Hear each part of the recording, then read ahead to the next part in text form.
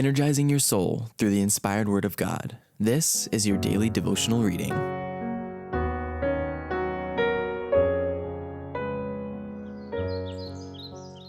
Maranatha, the Lord is coming. A devotional by Ellen White.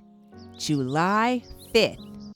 Persecution by Protestants and Catholics. O brother, be faithful, soon Jesus will come, for whom we have waited so long.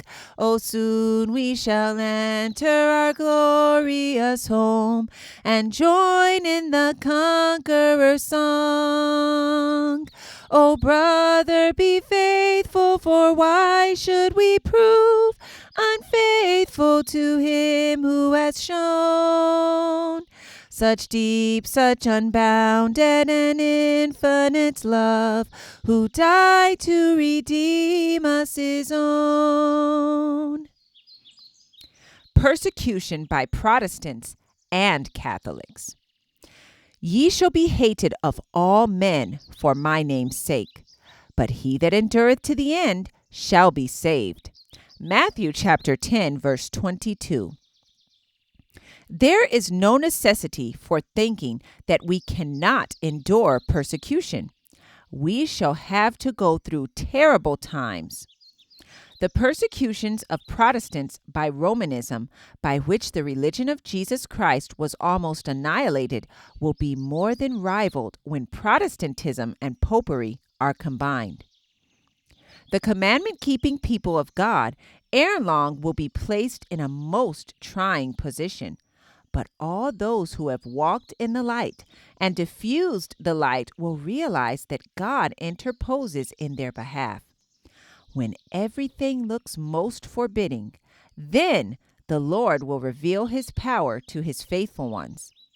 When the nation for which God has worked in such a marvelous manner, and over which he has spread the shield of omnipotence, abandons Protestant principles, and through its legislature gives countenance and support to Romanism in limiting religious liberty, then God will work in his own power for his people that are true. The tyranny of Rome will be exercised, but Christ is our refuge. When the leading churches of the United States, uniting upon such points of doctrine as are held by them in common, shall influence the state to enforce their decrees and to sustain their institutions, then Protestant America will have formed an image of the Roman hierarchy, and the infliction of civil penalties upon dissenters will inevitably result. The scriptures teach that popery is to regain its lost supremacy, and that the fires of persecution will be rekindled through the time-serving concessions of the so-called Protestant world. In this time of peril, we can stand only as we have the truth and the power of God. The prospect of being brought into personal danger and distress need not cause despondency, but should quicken the vigor and hopes of God's people, for the time of their peril is the season for God to grant them clearer manifestations of his power. Maranatha, the Lord is coming. I encourage you to be ye doers of the word and not hearers only.